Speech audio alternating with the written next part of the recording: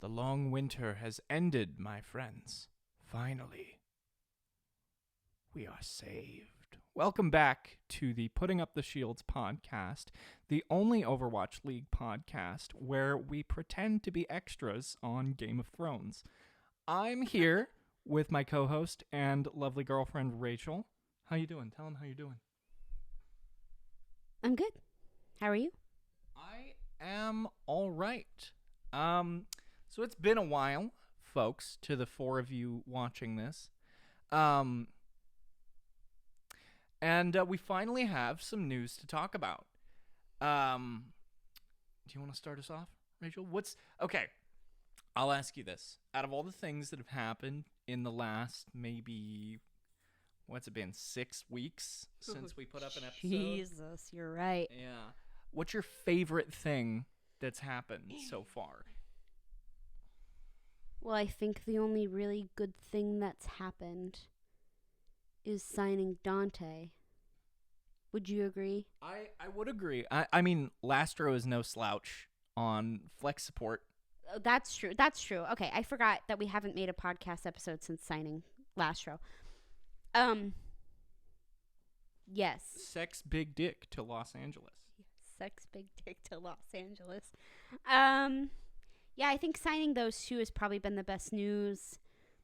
We lost Shu and Skewed. We did, which is a national tragedy.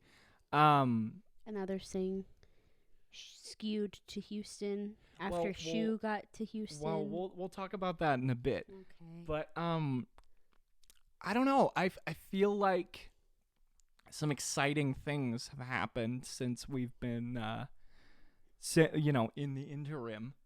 And everyone else on the internet has already talked about this. But you want to talk about what the fuck is happening with the Boston Uprising? They look scary, but you and I have talked about how there's like too many personalities, too many big personalities on one team. And I think that will hold them back. I don't want that to hold them back. Don't get me wrong. But I think that will.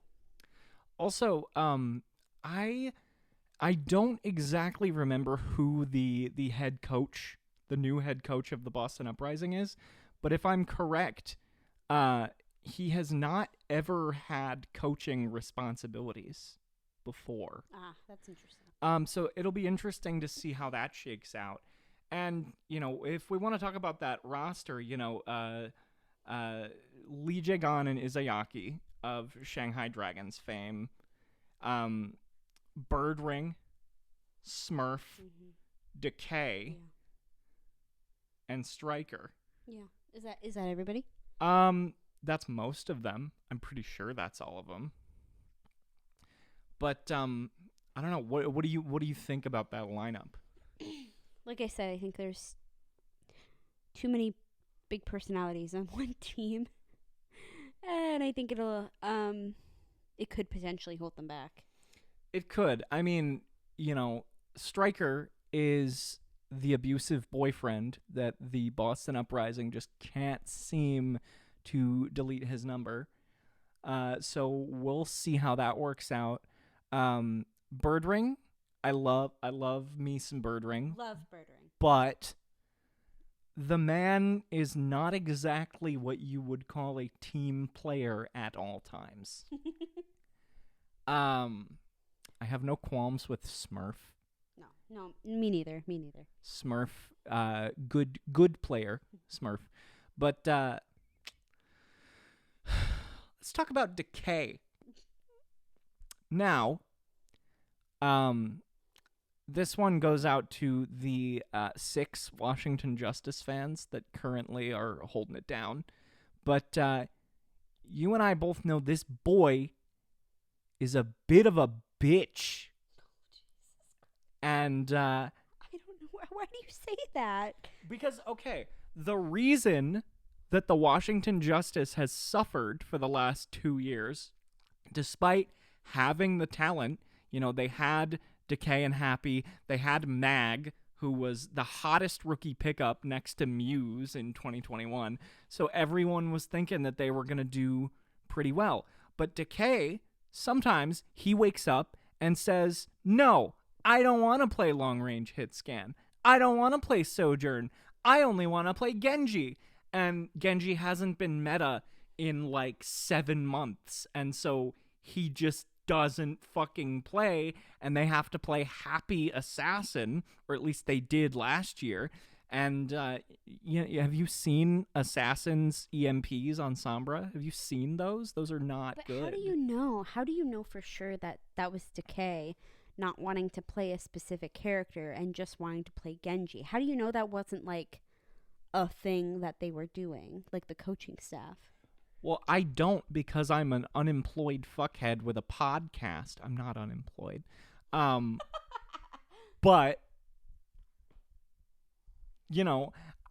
what I'm saying, basically, is that Decay has a reputation of not doing what teams ask him to do, and the team suffers for it. Yeah, I suppose. So I personally, I agree with you. That I think that Stryker is a diva, and he wants everything to be about him. I think Decay is a toddler who teams have to rein in on a regular basis. Is Stryker the one that's racist? No, that is MCD. He's on the fuel now. We'll talk about that later. Okay. But he was on the Boston Uprising last year, though. That's where you may have gotten that from. Stryker was actually he quote unquote retired off of the shock mid-season in 2021. But now I don't want to be a rumor mill here, but there are rumors that it was because he was difficult to work with, and the team asked him to consider leaving. And so with that track record, it doesn't bode well. But and on to Birdring. I love Birdring, great player. He doesn't seem like he's the most teamwork-oriented DPS player. Well, he spent a year in retirement, so it would be interesting to see how he plays and what his attitude is now that he has come out of retirement. That is true. I think that is good space to watch. Let me do some research here just for a second. Head coach is, I was talking about the head coach. The head coach is Dong-soo. I personally am not familiar with Dong-soo and what he does. So I could be wrong about that. Okay. Well, that's okay. That's all right. But let's take a moment to mourn a great loss as we segue into the SHUSTON situation. We lost Shu. We all know this. We lost Shu. Very, very sad, but also good for him for getting on the Houston Outlaws. And now Skewed might go, which is just kind of a double whammy. Well, that's not confirmed yet, though. That's just I know. That's why I said he might go. Well, yes. But I mean, it would make sense because they are BFFs IRL. True. Fucking traitor bastards. Okay. But yeah, I will say that I am very sad. I'm sad too. About losing Shu, and no disrespect to Lastro at all, because we kind of swapped flex supports with we did. Well, Lastro played Lucio on Houston last year. Don't ask why, I don't know, but that's what they had him do. I don't exactly think that Lastro is on par with Shu as a player. I don't think so either. Don't get me wrong. He is nowhere near a bad flex support. He performed very well on the Los Angeles Valiant in 2020. Oh yeah.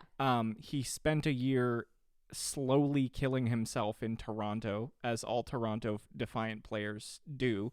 Right. But yeah, I don't know. You want to talk about the Houston Outlaws for a minute? I mean, what's there to talk about?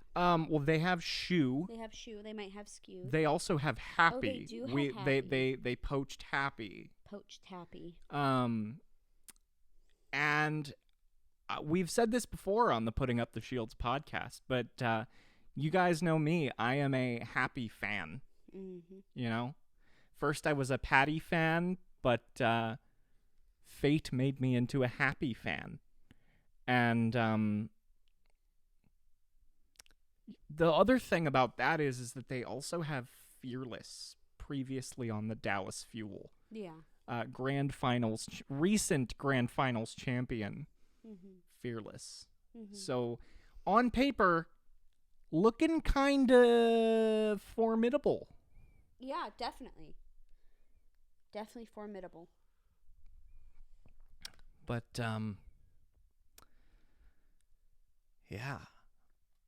Speaking of Houston Outlaws players, let's talk about Dante for a moment.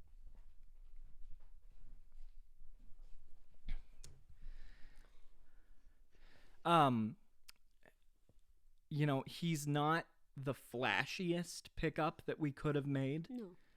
Because you know, normally we pick up the hottest rookie main tank out of contenders. We've done that a bunch of times. We have. And you know, before we started doing that, like the Decay OG trade to get OG from Dallas was kind of a big deal. Mm-hmm. So we always splash out on our main tanks, right? We always drop the money, and you know, he doesn't seem. I'm not gonna lie, I wasn't the most excited when they dropped the Dante news. Mm-hmm. Me neither. I think it's good. Like I like Dante. I think he's a good player. I think last year was probably his. Okay, I might be wrong. I think maybe last year was his best season yet. Maybe not. Well, I mean, he's certainly. I'm gonna be real. I didn't really pay attention to him until he started playing tank. See, but I guess I pay more attention to him because he is one of Space's friends, and I watch Space VODs. Yeah, you're a little bit more in the space, if you will. Okay. Yeah. But yeah, I mean, I think Dante. Homie learned Korean. Yeah. To be on an all-Korean roster last year. Yeah. That's dedication to the fucking game if I've ever fucking heard of it. True. And you know what? Man finished 3rd in the Overwatch League. Can we say the same? Can Reiner say the same? How many titles? You know what? Good point. But you know, I think Dante is a good player, Mm-hmm. and it really feels, I don't know if you've read his tweets at all, but it really feels like he wants to be in Los Angeles. Yeah. He does. And you know what? Happy players play better than miserable players. Yeah. Like, you know, he seems to want to be on the Gladiators more than Sam seemed to have wanted to be on the Shock. That's true. You know what I mean? But Sam did tweet though that he misses the, or is that Sam? Was that Sam or is that somebody else? That he misses the Shock Boys. Maybe. I don't know. Once per episode reminder that I am not on Twitter. So, Yes. I don't know. I'm barely on Twitter. You're on Twitter for Gladiators tweet updates only. Yes, pretty much. God, what else is happening? As we all suspected, the basically all of the, not all, but a lot of the eligible O2 Blast boys have been inducted into the San Francisco Shock. He sang, which we all expected, Yeah. and Max, who I believe is a tank I player, think he's a tank. Yeah. and I think there was one more support player. We just looked this up before we hit record, but I don't remember. I don't remember either. But yeah, and so that was kind of expected. I mean, O2 Blast is the Shock Academy team, so True. yeah. True. But kind of surprising that Bliss, who everybody was expecting to go to the Shock, has now ended up on the Dallas Fuel. Oh yeah, you're right. He did. What role is he? Flex support. He's flex support. I think. I know he's a support player. I don't know if he's flex or main. Gotcha.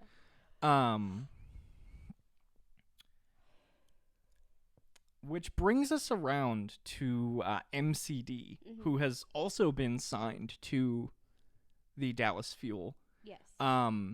Is MCD still a controversial figure? Was he racist like 2 years ago? I mean, yeah, I mean, I think he's a bit iffy. Yeah. Right? But it doesn't seem like the larger community seems to think he's... I don't even know what he said. Do you know what he said?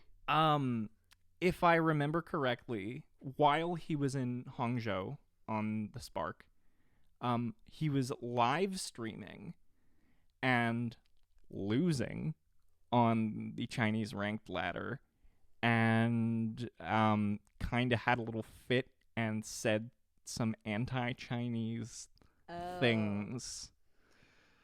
Yeah. That's very Xbox 2005 of him. Yeah, very, Call of Duty grenade launcher, I fucked your mom sort of shit. Anyway. So I actually know the reason behind this, though, is that not MCD being racist, MCD being signed to the Dallas Fuel, rather, is that their coach, Rush, for those of you that didn't hear, Rachel just hummed the Big Time Rush theme song, as she does every time we talk about Rush. So you remember in 2021, Dallas poached the entire Paris Eternal roster? Like Sparkle, Hanbin, those guys, they all used to be on Paris. And the reason that happened was because they hired Coach Rush, and he used to coach the Contenders team that all of the Paris Eternal boys were on. It was called Element Mystic. And MCD was also a member of Element Mystic, who Rush has coached before. Gotcha. And so, he didn't impress me on the Boston Uprising. Right. But no one on the Boston Uprising is ever that impressive. Until now. This season, in 2023, Boston. Not even once. But yeah, I mean, it's still been a relatively slow off season. I'm excited to see what the hell we're doing because we have a morsel right? We have a small bit of information with the Dante pickup. Mm-hmm. And we still need to figure out what the fuck is going on with our DPS line. I would like to see us sign another support player to have a support rotation. You know what? Maybe I'm going to say this. What? We need, in my opinion, we need one more support. We need 2 DPS. And we should have... Kalush. We should have Kalush. Please, Kalush. Please sign Kalush. Because he's still available. He's still single and ready to mingle. And we should sign him.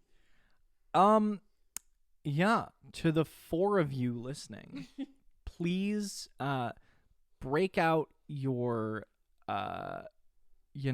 break out your crystals, cast circles around yourselves, and manifest that Kalush gets signed to the LA Gladiators. Please. Calling on all you witches out there. Sorry, was that offensive to witches? No, it wasn't offensive. I don't think so.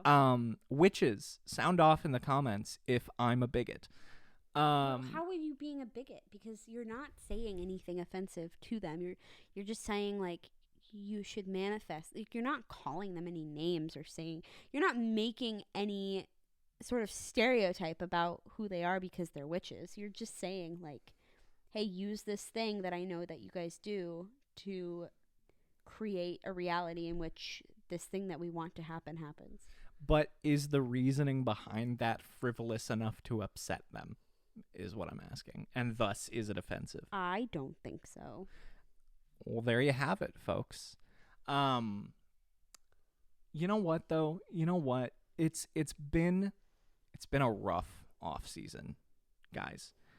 But in my personal opinion, I think that obviously the loss we've taken the hardest is Shu.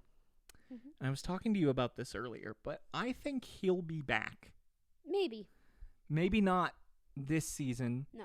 Maybe not even next season. Mm-hmm.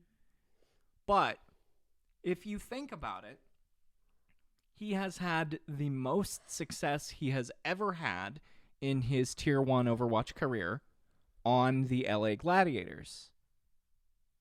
And that sort of impression doesn't just leave a person. No, it doesn't. So I think that it's possible that he may be back. Yeah. Would you like to talk about the Washington Justice briefly? Who? The Washington Justice?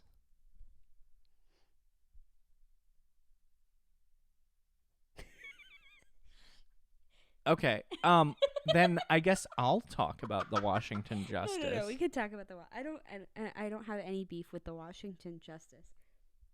But also, Mayhem, who? Don't get her started on the Mayhem. Mayhem, who? We'll make a Mayhem diss track episode. Don't worry, guys. But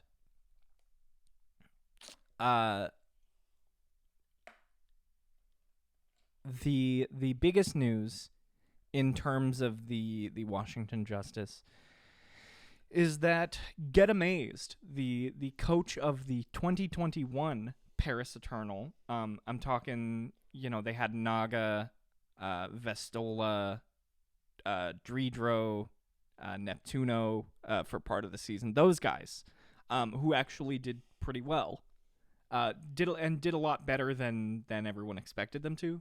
Mm-hmm. He coached that roster. And now he has been given the keys to the Washington Justice. And there are rumors that a lot of the former Hangzhou Spark players, mainly Alpha Yi and Shy, are going to be signed to the Washington Justice. That's just a rumor. That's very fun. But, because we were in Anaheim, and I watched Shy play, and I really liked watching Shy play. Yeah, me too. So I will keep a cursory eye on his career. Yeah. As time goes Period. on. Also, I'm just excited that Get Amazed is back in the league because I think he deserves it. Yeah. Same. All right. Well, bit of a shorter episode for you boys and girls and theys and thems out there. And non-binary friends. Sure. All right. Wash your hands, go to bed at a reasonable hour, and try to drink water. And we will see you next time. Bye-bye. Bye-bye.